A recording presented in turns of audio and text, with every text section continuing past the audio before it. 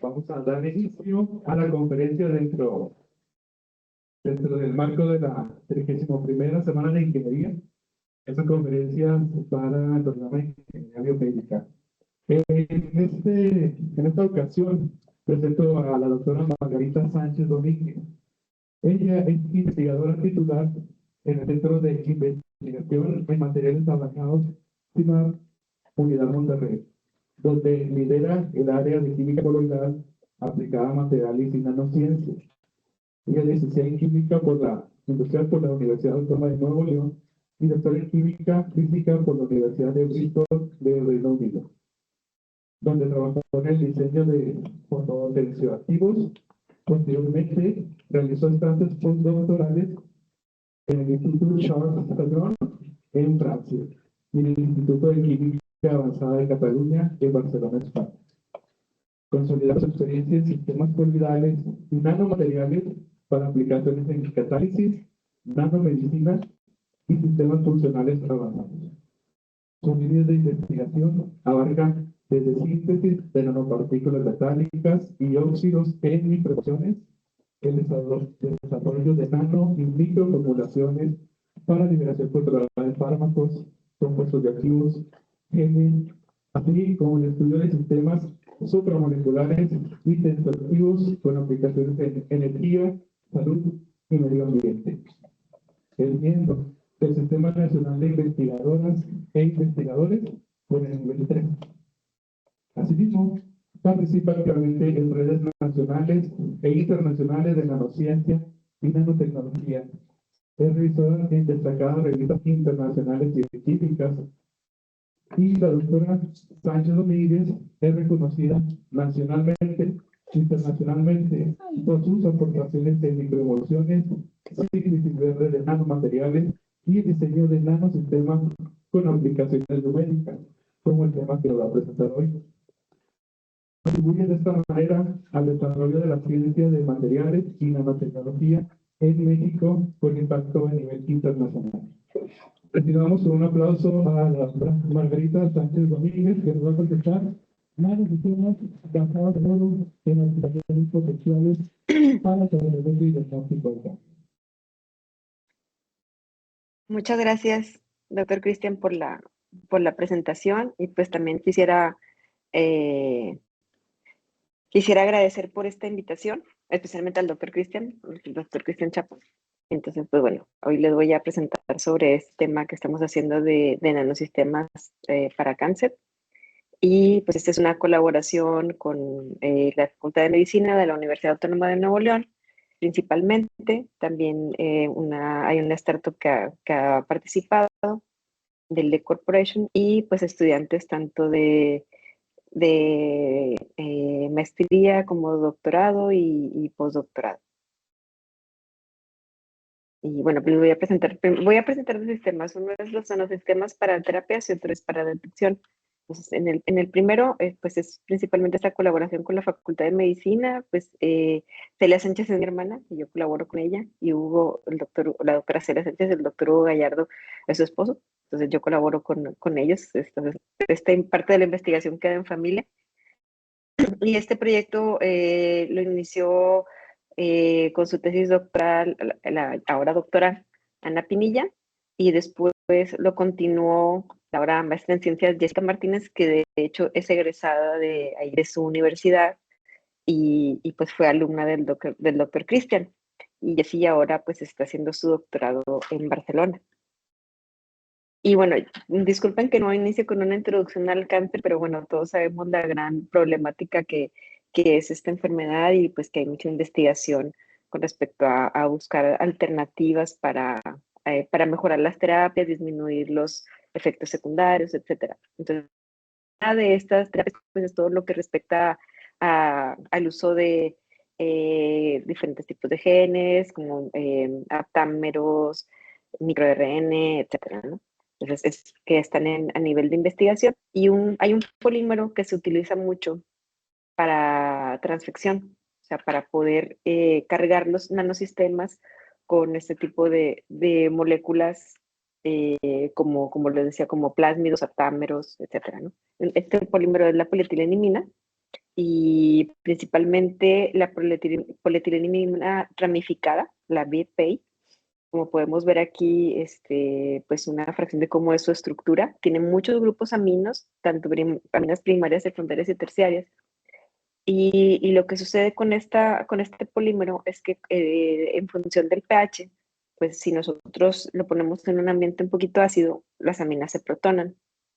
Y entonces esto da lugar a que si este polímero está protonado, está con carga positiva, pueda acoplar alguna molécula con carga negativa, como otro polímero, como una molécula de ADN. Y entonces a esta entidad de la PEI con el polímero se le llama poliplex, ¿no? Como si fuera un complejo, ¿no? Poliplex o complejo. Y entonces esto le permitiría ser endocitada en la célula, pensemos en un tumor, y entonces el endosoma en estos ambientes se acidifican y se protona la PEI. La PEI tiene, la polietilenimina, la voy a llamar ahora, a partir de ahora la PEI, tiene una propiedad que se conoce como esponja de protones. Entonces, como tiene tantos grupos aminos, y hay un ambiente ácido, ligeramente ácido, como es en los tumores, en las células tumorales, pues va a absorberlos y se va a protonar. Esto va a llevar a un hinchamiento osmótico del endosoma hasta que finalmente, o sea, por tanto hinchamiento, pues se revienta y se rompe este endosoma y entonces se libera el material, bueno, el poliplexo, ¿no? Que esto va a permitir eh, llevar eventualmente a que entre al núcleo y que haga su función la molécula que está ahí, pues para una terapia génica. Si este polímero lo acoplamos a nanopartículas de oro, pues vamos a sumar las propiedades de los dos, ¿no? Las nanopartículas de oro pues tienen propiedades muy interesantes como las propiedades ópticas, como es el plasmón superficial, tienen baja citotoxicidad, es sencillo funcionalizarlas con diferentes tipos de moléculas, ya que las nanopartículas de oro pues reaccionan con los grupos tiolo, con los grupos amino, y pues puede uno pegarle, enlazarle grupos funcionales o cadenas que nosotros necesitamos. Y pues tiene una alta superficie, en alta relación superficie-volumen, lo que las hace pues muy eficientes y muy efectivas. Entonces, si nosotros tenemos nanopartículas de oro recubiertas con ese tipo de polímeros como el LAPEI, quedan cargadas positivamente y entonces va a permitir que estas moléculas de ADN se adhieran a la superficie por diferencia de carga y va a permitir proteger el plásmido o la molécula, la biomolécula de la degradación, va a permitir que sea endocitada, como vemos en el esquema, y va a mejorar la biocompatibilidad. Las desventajas de esta estrategia es que la PEI, bueno, como muchas moléculas, pues la citotoxicidad va a depender de la concentración, peso molecular y estructura, pero pues sí se ha encontrado que tiene una cierta citotoxicidad importante, sobre todo pues por los grupos amino y por las cargas positivas. También tiene una baja biodegradabilidad y baja selectividad. Entonces, pues ahí se han llevado a cabo diversas estrategias para disminuir sus desventajas, aumentando lo bueno, ¿no? ¿Y qué se puede hacer? Y podemos modificar la PEI con diferentes moléculas. Puede ser con polímeros sintéticos como el polietilenglicol, con polímeros naturales como el quitosano, o como la polilactida. También podemos usar gomas naturales como la goma guar, la goma gelam, que son dos de las gomas que se han usado en la literatura para modificar la PEI. Entonces, esto nos da lugar a una PEI funcionalizada, lo que aumenta su biocompatibilidad y mejora la transfección. Entonces, pues nosotros nos dimos a la tarea de también modificar la PEI con alguna molécula que no había sido utilizada. Nosotros seleccionamos la goma de mezquite. La goma de mezquite, no sé cómo andan allá en Chihuahua, en Ciudad Juárez de mezquite, pero pues acá en Monterrey se da bastante este tipo de arbustos. En ciudades también como Sonora se da bastante. Y son los lugares donde más usan esta goma. Y bueno, proviene de este arbusto, la Prosopis velutina, y es el exudado. O sea, básicamente es la goma de mezquite es el exudado, son unas perlitas que les salen en el árbol, como si fuera como la resina del pino, así tal cual. Entonces uno puede recuperar esas perlitas del tronco del árbol y nada más retirarle como que el tronquito que queda pegado o tierrita que pueda traer y ya uno se queda con las perlitas. Y sí hay que hacerles una cierta purificación, pero es muy sencilla. No la modificamos para nada, o sea, obtenemos la goma de mezquite. Sus propiedades es que tienen una alta solubilidad en agua. No sé si ustedes conocen las gomas, pero hay gomas que incluso a concentraciones no muy altas ya aumentan la viscosidad del agua, y la goma de mezquite tiene la propiedad de que la puedes disolver, por su no aumenta su viscosidad, incluso a concentraciones altas. Tiene buena capacidad de emulsificante y de encapsulación, entonces se usa, por ejemplo, en la industria de alimentos para encapsular sabores, este tipo de cosas. Su composición es muy similar a la goma arábiga, muy similar. Se compone de arabinosa, galactosa y rhamnosa, y también contiene glicoproteínas. Entonces, básicamente es la misma composición. Lo que difiere entre la goma de mezquite y la arábiga es su estructura. Por una misma línea, la otra más ramificada, entonces por eso la de la arábiga es mucho más viscosa que la de mezquite. Y pues aplicaciones que se le han dado es en la industria de alimentos, como les decía. De hecho, en Sonora las venden así como dulce. También se conoce como goma chucata, este tipo de goma. Y bueno, ahí ven la foto, las mieles de Sonora es una tienda que vende este tipo de, de goma. Bueno, estas perlitas de goma de mezquite las vende como dulce, y tal cual, así las pruebas y saben dulces, como si fuera un caramelo.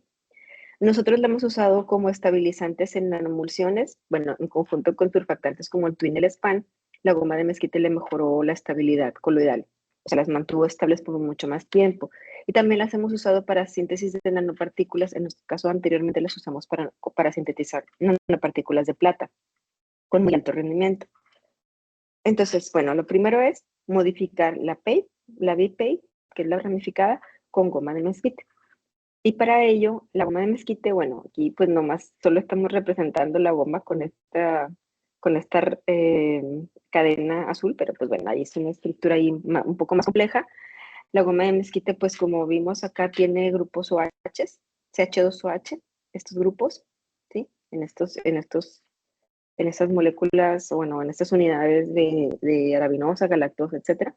Entonces, en este grupo CH2OH se realiza una reacción con ácido cloroacético y sosa, y esto permite carboximetilarla. Entonces, le añadimos este grupo aquí, COOH.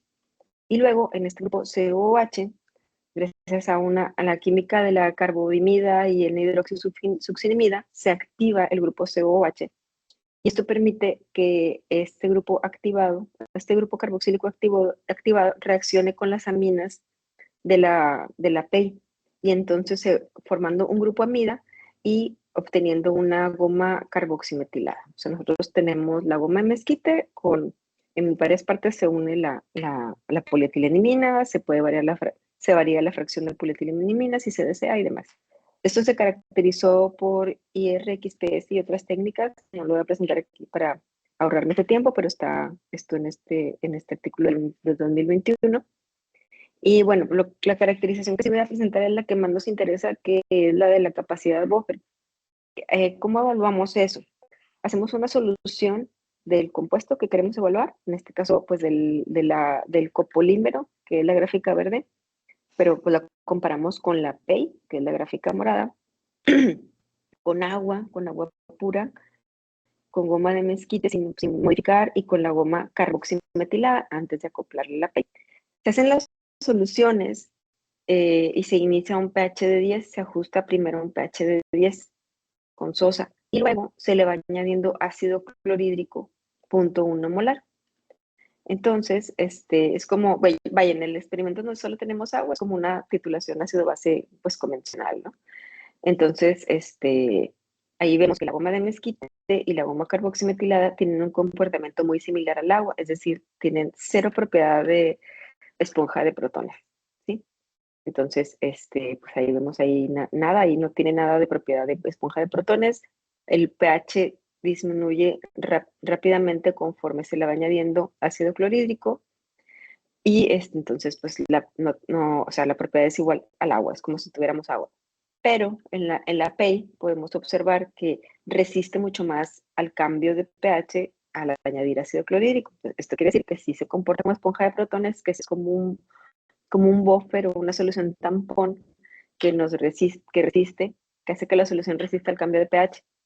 Y el copolímero de goma de mezquite con PEI, pues ese tiene un comportamiento muy similar que la PEI sola. Entonces, esto quiere decir que la reacción funcionó, que nuestro compuesto está, vaya, presenta la propiedad que tanto nos interesa, que es buffer que sea esponja de protones o buffer de protones, y o que tenga una capacidad amortiguadora, y también lo vemos en su potencial Z. Se hicieron soluciones a diferente pH y se midió su potencial Z, que es la carga en la superficie, que tendría, digamos, la molécula, ¿no? Entonces se observa que conforme el pH es más ácido, el potencial Z es más positivo, de 14 a casi 24. Pues esto quiere decir que las aminas evidentemente al aumentar el pH, se están protonando y por eso se vuelve la carga más positiva. Entonces tenemos que el copolímero mantiene una capacidad buffer más alta que la goma de mezquite y que el agua, y que es similar a la BPI, y también lo mismo el potencial Z.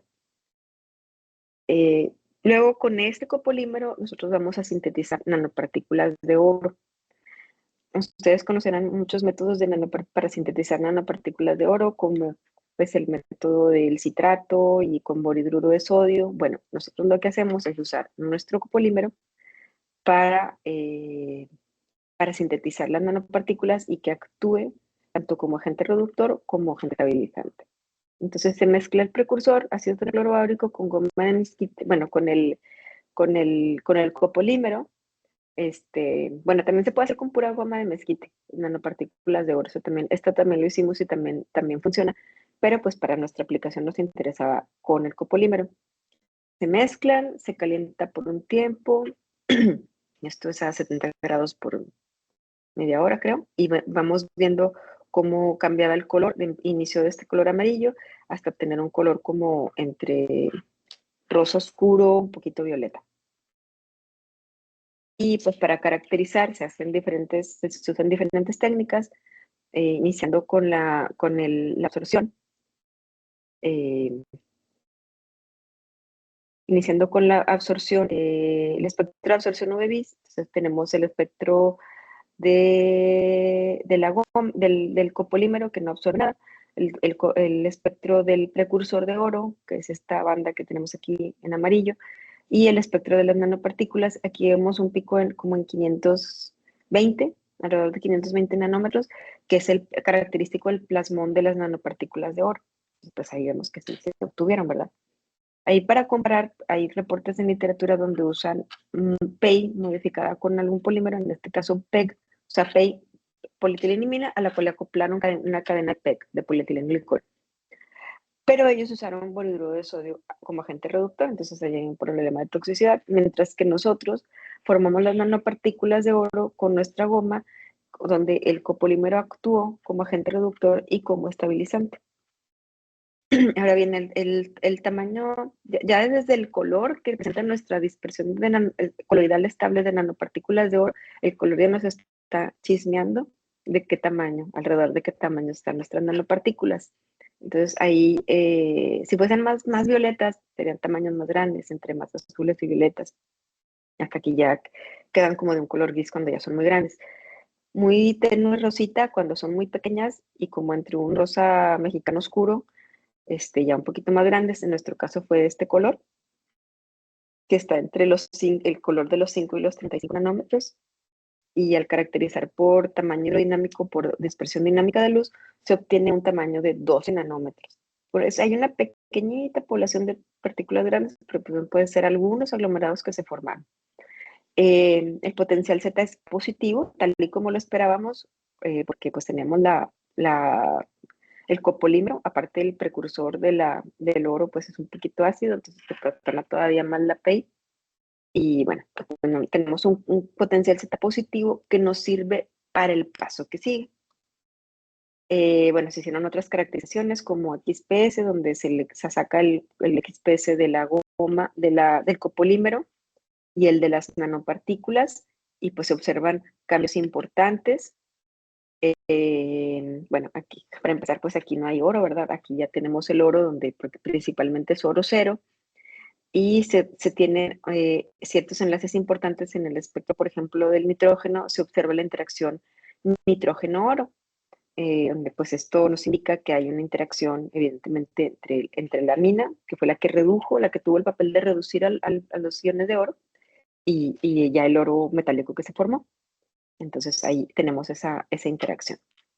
El siguiente paso es acoplar una biomolécula, en este caso es un aptámero.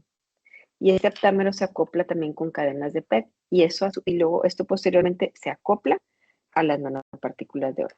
Entonces, pero primero pues vamos a ver qué es un aptámero, aunque ustedes pues a lo mejor por su carrera, no sé si todos sean de biotecnología, algo así, pues a lo mejor lo conocen mejor que yo, pero bueno, lo trato aquí de explicar. Yo soy química, no bioquímica, pero bueno, tenemos pues ácidos nucleicos, que hay de diferentes tipos de ácidos nucleicos. En particular, los aptámeros son oligonucleótidos de ADN, y aquí vemos ejemplos de ciertas estructuras. Por otro lado, las células, bueno, por ejemplo, células de cáncer, de ciertos tipos de cáncer, sobreexpresan ciertas proteínas. En particular hay un tipo de, bueno, hay ciertos tipos de cáncer de mama, de próstata, etcétera, que sobreexpresan la proteína HER2. Entonces, para ello, se ha estudiado este aptámero anti-HER2, que es específico a esta proteína. Entonces, con esto, si nosotros lo acoplamos al nanosistema, el nanosistema va a ser capaz de reconocer este tipo de células porque tienen esta proteína HER2.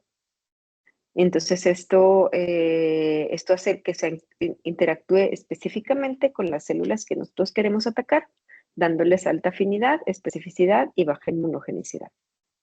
Y pues nosotros usamos este aptámero, CAM-aptamer, que es este anti-HER2 que tiene esta secuencia. Y algo importante de esta secuencia es que tiene un grupo tiol y también tiene un grupo fluorescente, que eso es para como cuando lo quieres seguir, ¿no? ¿Dónde está tu nanosistema? Entonces eso es importante también, o monitorear por espectros de fluorescencia o de UV-Vis, etcétera. Esto te puede servir para monitorear. Este pues sería un modelo de este aptámero tridimensional. Bueno, como tenemos este grupo tiol, lo primero es que en realidad cuando lo compras, el grupo tiol viene oxidado. Entonces, primero se tiene que reducir con ditiotritol, DTT, y purificarlo. Entonces, se hace eso para obtener esto que vemos aquí, que es ya el grupo tiol, que es el grupo SH. Y por otro lado tenemos esta molécula, que es un pegmaleimida de 4 brazos.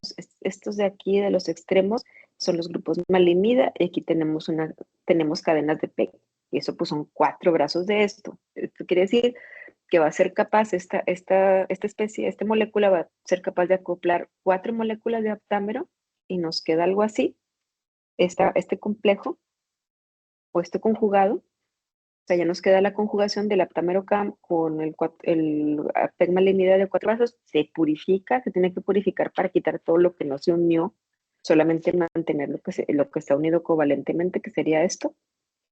Y luego esto se conjuga con las nanopartículas de oro que ya obtuvimos en el primer paso, que son nanopartículas de oro con el copolímero de goma de mezquite con PEI, que estas tienen carga positiva. Y este aptámero pues tiene, no sé si se alcanza a ver, pero aquí están dibujaditas unas cargas negativas por los grupos fosfato, los grupos negativos que tiene este aptámero. Entonces esta molécula tiene carga negativa. Si nosotros lo incubamos esto con las nanopartículas, pues se va a hacer ya el nanosistema final, bueno, final para este proyecto, que es ya la nanopartícula con el complejo con el aptámero, con cadenas de PEG y con aptámero, por interacción electrostática. O sea, básicamente se incuba las nanopartículas con el complejo aptámero PEG-maleimida, se incuban un tiempo y después se purifica otra vez para quitar todo lo que no se unió con fuerza, pues se retira, digamos, el exceso de aptámero que no se unió. Y esto pues se sigue, se puede seguir por diferentes técnicas. Hicieron de hecho varias técnicas, pero aquí les muestro el UV-Vis, donde tenemos el espectro casi ni se ve, el amarillo es la pura molécula de amalimida con 4 brazos de PEG.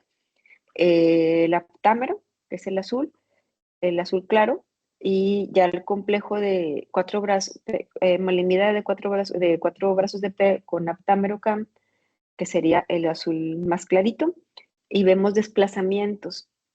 Bueno, esta parte de aquí es la parte del aptámero.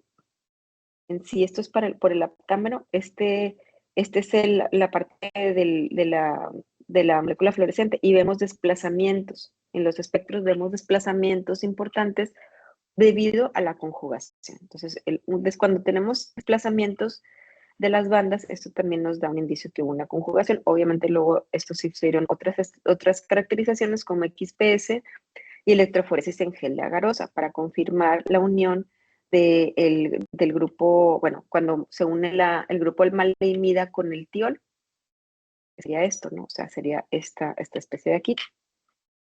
Entonces, eso se confirmó. Luego, pues, luego después esto se une a las nanopartículas de oro con el copolímero, que estaban cargadas positivamente a más 30, que tenían un tamaño hidrodinámico de 12 nanómetros. Se hace la dispersión, se hace una dispersión con a 100 partes por millón de oro. Y aquí tenemos dos poblaciones cuando se caracteriza por dispersión dinámica de luz. La población principal es de alrededor de 19 nanómetros, el 85% en volumen, y una segunda población de algunos aglomerados de alrededor de 3 micras, que bueno, o sea, si bien ahí está, es importante porque es un 15%, pero pues la mayoría están en 19 nanómetros. El potencial Z, que originalmente estaba en más 30 milivolts, disminuye a más 12.6. ¿Por qué? Porque parte de las cargas positivas de la PEI se neutralizaron con el aptámero, lo cual indica también la interacción electrostática. Entonces, todo eso pasó, el diámetro hidrodinámico principal es 19 nanómetros, el potencial Z se reduce y, bueno, también se analizaron por TEM, ya el nanosistema final, y observamos que el núcleo de oro es de alrededor de 11 nanómetros, como podemos ver aquí, y que se ven dispersas, separadas. No tenemos, sí hay algunos aglomerados, pero no hay tantos, en su mayoría están bien dispersas. Entonces, ese diámetro de 11 nanómetros por TEM, pues más o menos coincide con el diámetro hidrodinámico de 12 nanómetros que se obtiene por LS, coincide bastante bien. Luego también, pues podemos observar el UV-Vis, donde tenemos el espectro a través del aptámero, que es este azul, las nanopartículas iniciales, que son sin el aptámero, solamente con el copolímero, que solamente lo que vemos es el plasmón de superficie en 525, y ya cuando se acopla el complejo, el conjugado de aptámero con PEG, para obtener el nanosistema final, observamos que seguimos teniendo el plasmón, sin embargo hay un desplazamiento a 536 nanómetros. También pues observamos la banda del aptámero, que sería esta aquí, también se ven desplazamientos ligeros, y la banda del cis, que es la parte del fluoróforo que tiene el aptámero, también observamos un desplazamiento. Entonces, todos estos desplazamientos nuevamente es una indicación de que se dio la conjugación. Para los ensayos biológicos se hacen, hicimos dos tipos de ensayos. Uno es el ensayo de hemólisis, que esto pues igual probablemente estén familiarizados. Básicamente es cómo interacciona nuestro sistema con la sangre, porque si en un momento dado este sistema se va a poner en contacto con sangre porque se inyecta de vía intravenosa, pues que no queremos que dañe la sangre. Entonces se hace este ensayo, se obtiene sangre de un donador sano, normalmente un estudiante sano, o un asesor también, ¿por qué no?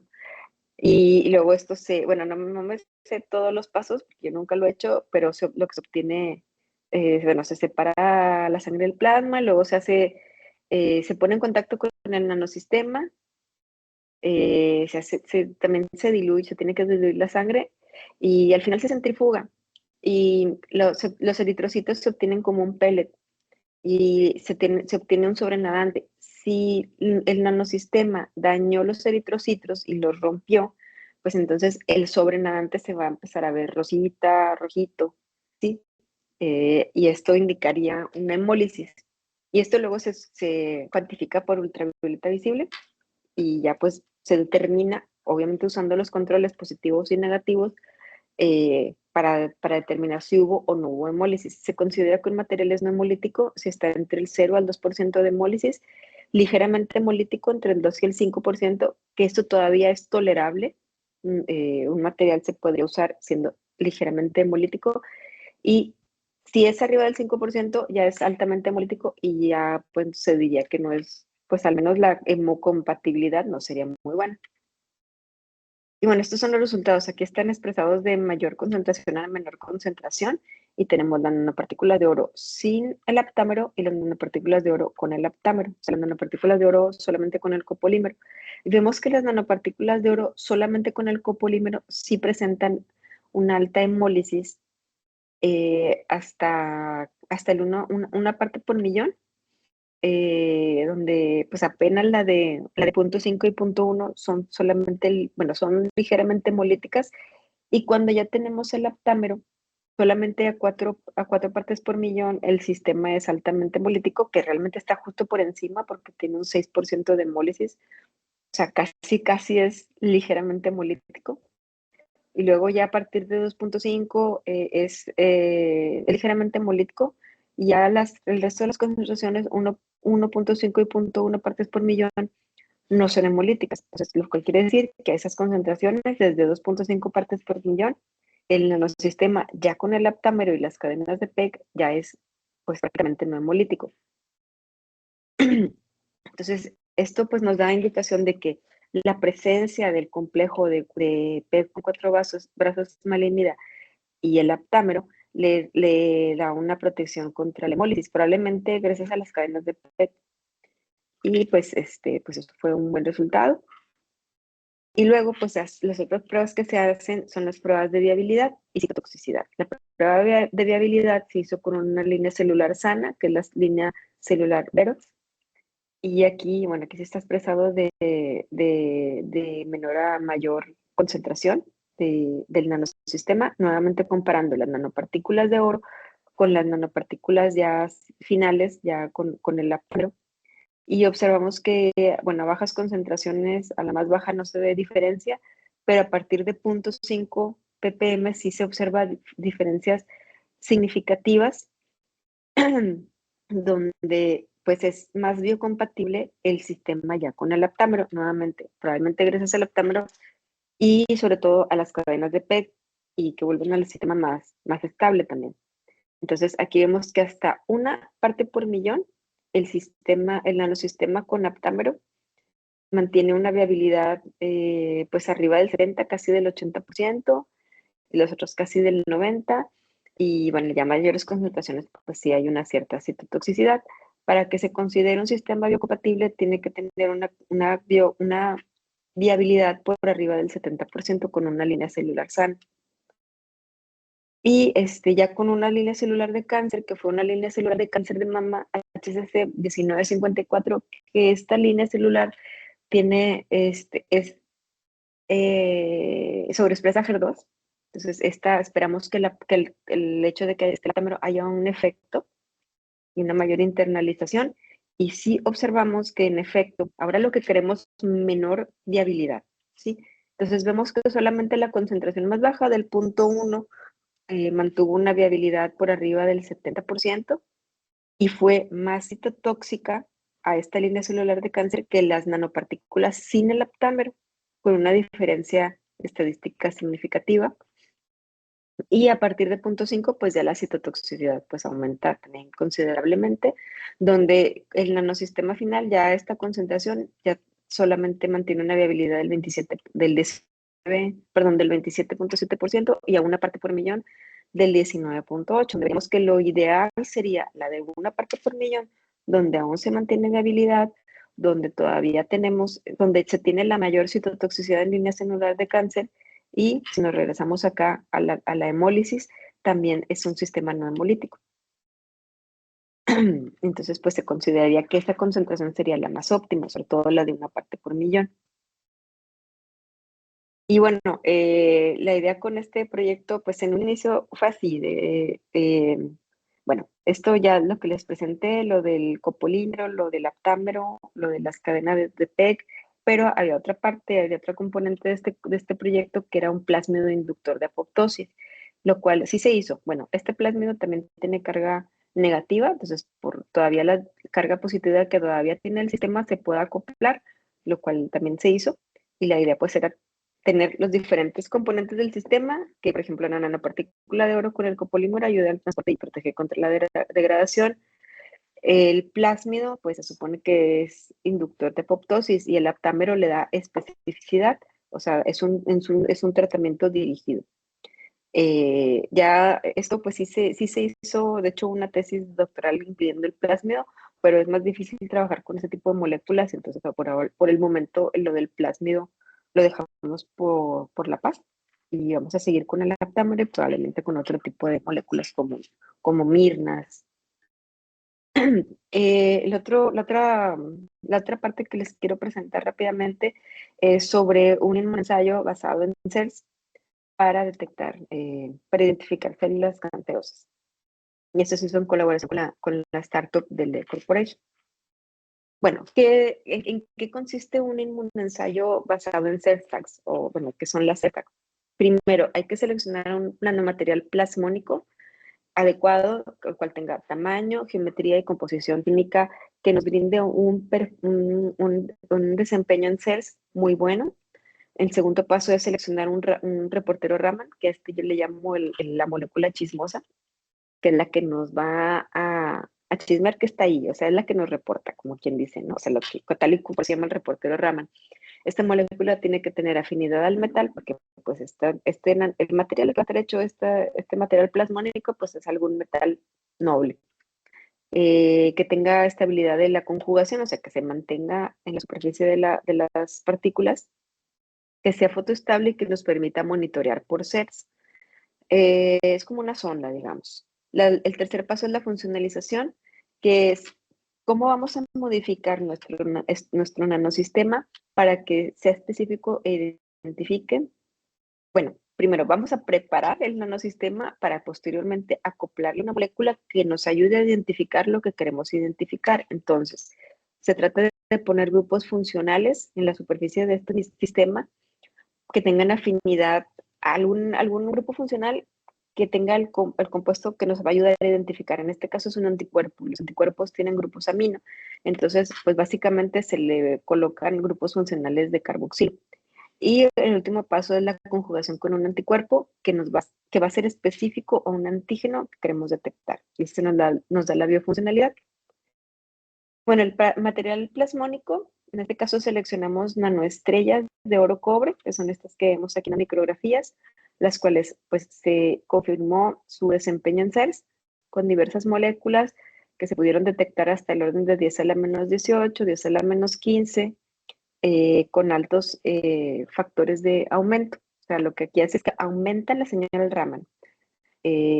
Porque si no tuviéramos las nanoestrellas, básicamente a esas concentraciones, incluso desde 10 a la menos 6 ya no ves casi nada. O sea, a lo mejor a la menos 3 todavía ves algo, como, o sea, pues esos espectros son ya con efectos CER tienen intensidades altísimas, pero ya a bajas concentraciones a micromolar ya prácticamente no se ve nada. La idea es que este nanomaterial, por el efecto del plasmón, que tampoco no voy a entrar en detalles, pero nos da un aumento, gracias al plasmón, nos da un aumento del campo eléctrico y esto a su vez, o sea, porque llega un láser cuando estamos detectando por Raman, entonces esto aumenta la intensidad del campo eléctrico y hace que aumente la señal en Raman. Nuestro espectro salga con bandas con intensidades muy altas. Esa es la idea. Bueno, después sigue colocar el reportero Raman, que en este caso fue 4-aminotiofenol. El grupo tiol del 4-aminotiofenol es afín al oro cobre y entonces se va a unir covalentemente. Entonces, como vemos aquí, ese como primer paso y como segundo paso se funcionalizan con cadenas de PEG con grupos COOH, que son los que nos van a permitir después unir los aminos. Entonces se usaron moléculas eh, con cadenas de PEG, pero una de ellas con un grupo COH al final, y pues tienen tiol, el tiol otra vez, o sea, estas moléculas tienen grupos Tibol que son las que les permiten unirse covalentemente a nuestra nanoestrella. Entonces, básicamente aquí queda el reportero y quedan cadenas de PEG y unas cadenas de PEG que serían las más larguitas, son las que tienen los grupos carboxilos. O sea, todo lo que está aquí, lo más exterior, tienen grupos carboxilos. Esos grupos carboxilos, el siguiente paso es activarlos y estos se activan otra vez, que es la misma química que usamos para el copolímero de goma de escrito con PEI. Una vez que tienes el grupo carboxilo, se activan con carbodimida, con esta molécula, y con N-hidroxisulfinimida. Entonces, esto les permite que el grupo carboxilo sea más reactivo. Lo preparamos para posteriormente unirle el grupo amino. El anticuerpo que usamos es el anticuerpo EpCAM, que es específico para ciertas células de cáncer de próstata.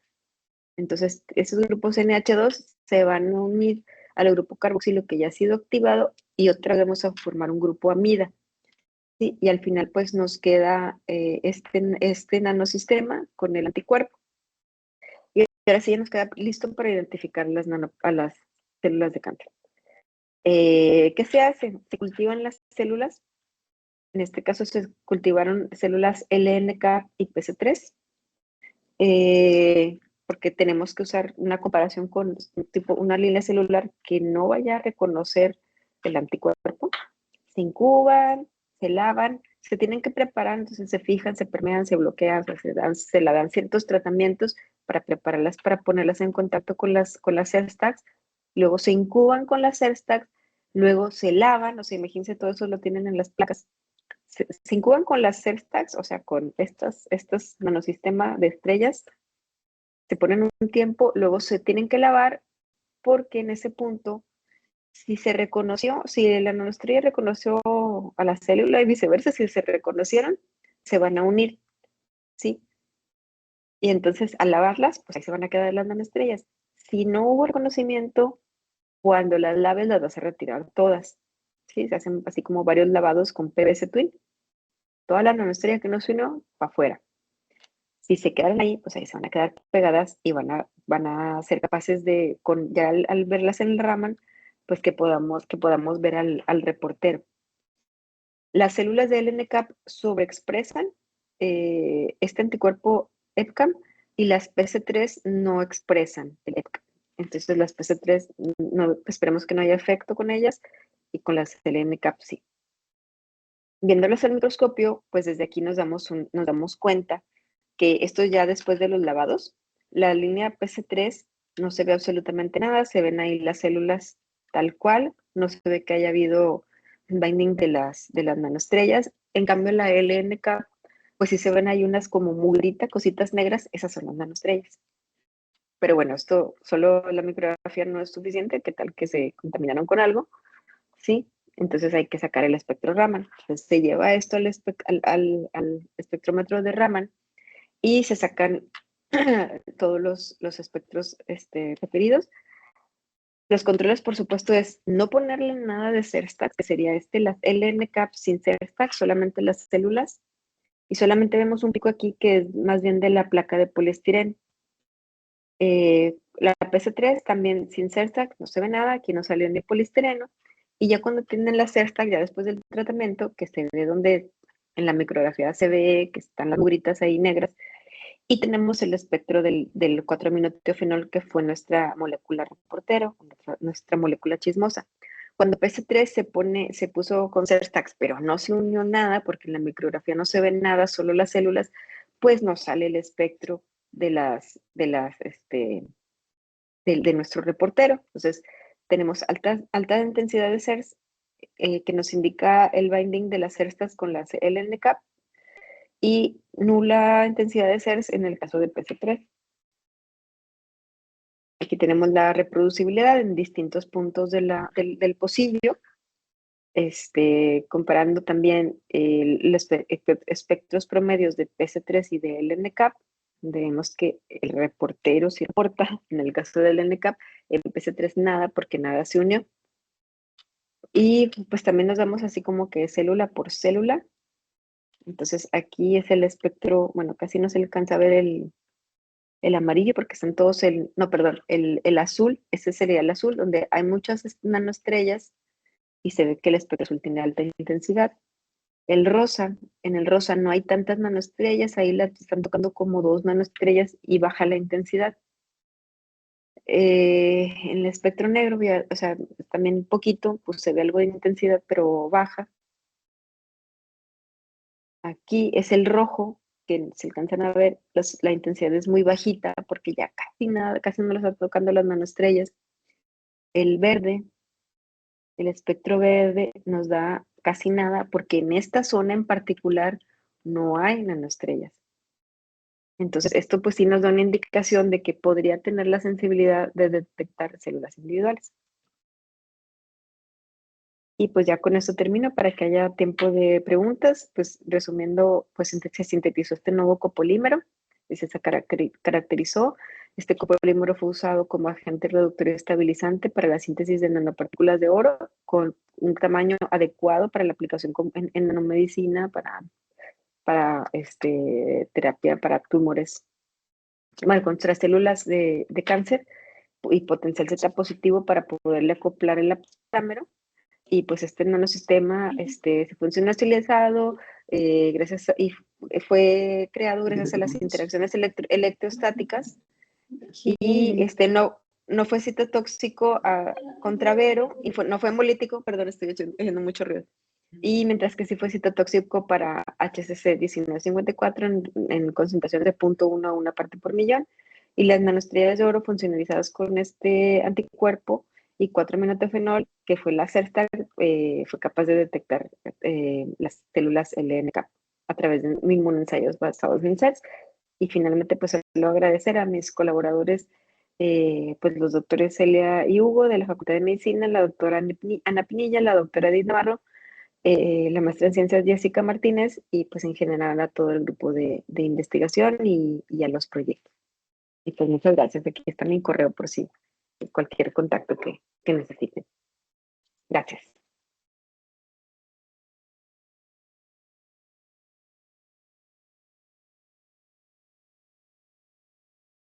Gracias, muchas gracias, doctora Margarita Sánchez Domínguez, por tan interesante ponencia. Yo creo que después de presenciar esta ponencia, los estudiantes van a poner más atención en físico-química y química orgánica y bioquímica. Ya lo está. Y tenemos espacio para un par de preguntas. Si quieren conocer más del tema, algo que se les haya quedado de duda, oportunidad de que ustedes, estudiantes, puedan incursionar en esto. Si alguien tiene una pregunta, levanta la mano, le hago llegar el micrófono para que haya esta interacción con nuestra ponente. Una pregunta.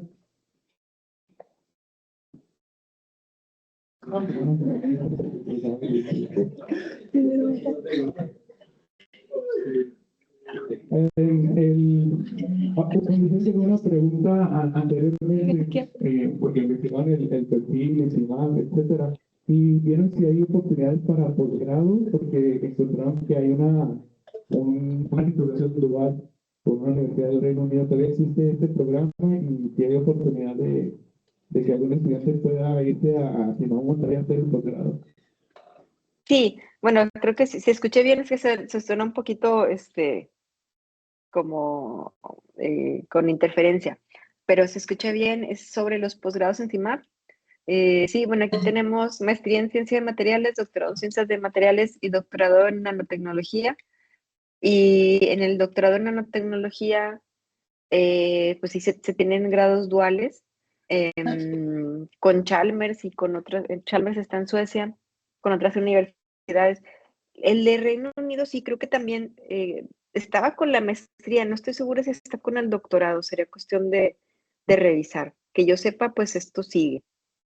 Pero sí, sí, claro que sí. Pues pueden contactarme y yo los contacto con posgrado para que pregunten todas sus dudas. Hemos tenido buenos alumnos de allá, entonces pues bienvenidos. Jessie en particular, muy buena alumna. Y eso que le tocó pandemia y excelente, Jessie, ahorita ya haciendo su doctorado en Barcelona. Vale, Jessy. La siguiente pregunta que quisiera hacerte, Margarita, es lo que nos platicaste en estos minutos. ¿Cuánto tiempo lleva tu grupo de investigación desarrollando? ¿Cuánto tiempo lleva el grupo desarrollando este tema? Sí, esto empezó como ahí se suena con mucho ruido. Yo creo que fue como en 2018 cuando empezó la tesis de Ana Pinilla. Ay. Por ahí alguien se oye mucho ruido de alguien, creo que es América Mitchell. Gracias. Sí, sí, como desde el 2018, con una tesis de doctorado de Ana Pinilla. Al principio fue solo ella durante todas sus tesis de doctorado, y luego Jessie, la tesis de maestría, y ya pues son las dos que han trabajado. Bueno, y luego eso fue la primera parte, y la segunda parte que fue los sustratos ERS, las ERS-tags para detección de células de cáncer de próstata. Eso fue como una pequeña parte de la tesis doctoral de Edith Navarro, y ya no lo ha vuelto, ya no hemos tenido oportunidad de retomarlo, sobre todo porque los anticuerpos son muy caros, pero pues, sí hubiéramos querido hacer más ensayos, pero no hemos tenido oportunidad. Pero eso lo hizo como ¿qué sería? Como en 2021 por ahí, y fue algo que hizo así en unos meses. Pero bueno, ya teníamos experiencia en CERS en general, de unos 3, 4 años, y en ese momento pues hizo ella quería hacer algo con aplicación en cáncer y hizo la detección. De las células no pudimos, o sea, aquí en teoría, con esta CERS-tag, aquí lo usamos para detectar células, pero en teoría también se podría haber usado para detectar el biomarcador, ¿no? O sea, para detectar el antígeno. Pero comprar el antígeno pues es todavía más caro, son muy inestables, entonces pues aquí se usó lo que se tenía más a la mano, mucho más a la mano, la línea celular, y por eso se hizo así. Bueno, yo sé que no era la pregunta, pero para contarles un poco la historia del por qué fue así. Sí, sí, es parte de los proyectos que es inherente. Y finalmente, Margarita, ¿podrías identificar áreas de oportunidad de otra mano quién es de ingeniería biomédica? Uy, pues muchos. Para estudiantes de ingeniería biomédica que quieran, de licenciatura, que quieran incursionar en áreas de nanomedicina con estos sistemas, ¿cuál es la motivación que encuentras para seguir trabajando en este tipo de temas? Uy, pues yo creo que, bueno, una de las motivaciones es que, si bien es bien interesante y bien satisfactorio obtener resultados, ya cuando miras un efecto, que nosotros pues hasta ahorita nos hemos quedado en las líneas de celulares, más adelante ojalá algún día podamos hacerlo en animales. Bueno, obviamente con todos los comités de éticas que deben de estar involucrados y demás. Tienes bien satisfactorio, o sea, siempre hay cosas a mejorar. Sí, porque pues esto es muy, muy, muy delicado. Pues si quieres que algún día vea la luz, o que por lo menos contribuya, ¿no? A que este tema siga avanzando. A lo mejor no va a ser 100% con lo tuyo, pero alguien más va a usar alguna parte de lo que tú desarrollaste, y sí va a ser algo que llegue a la luz. Pues sí, o sea, como que esa es la motivación, porque es un problema de salud muy, muy grande, y es un reto, y pues muchos grupos lo están haciendo, ¿verdad? Obviamente no somos los únicos, pero pues nosotros contribuimos con nuestro granito de arena, con lo que podemos, pero sí siempre hay cosas a mejorar. O sea, es una motivación que siempre hay cosas a mejorar, y sobre todo, bueno, ustedes que me imagino que llevan materias de ensayos biológicos, no sé si es así, pero yo supondría que sí. Y es bien complicado. O sea, simplemente establecer una técnica, establecer un protocolo, y luego y adaptarlo a tu nanosistema, pues lleva un tiempo. Entonces, por ejemplo, en nuestro caso, fue la tesis doctoral, que fueron 4 años de establecer todo, ¿verdad? Desde la síntesis del copolímero, la síntesis de nanopartículas, cómo purificarlas para que se mantengan estables, luego hacerlo en ambiente estéril para que luego al llevarlas al laboratorio, a la Facultad de Medicina, que no haya contaminaciones. O sea, todo eso es una curva de aprendizaje. Sí, entonces, imagínense, es toda una tesis doctoral para tener como algo con qué empezar. Y eso luego después, otras tesis para optimizar diferentes puntos, para ahora sí por fin ver resultados pues más, pues sí, más confiables, más reproducibles. Entonces, pues para mí es una motivación el seguir mejorando y el poder contribuir a esta área que es la de cáncer y que además nos permite, nos da mucho aprendizaje para crecer en otras áreas, bueno, dentro de la misma, o sea, digamos otras aplicaciones, dentro de la misma área, pues otras aplicaciones como son las bacterias multiresistentes y otros tipos de terapias, o sea, cómo trabajar con nuestro, en sí, nos enseña una manera de trabajar para poder tener nanosistemas que luego puedan ser evaluados en laboratorios ya de ensayos biológicos.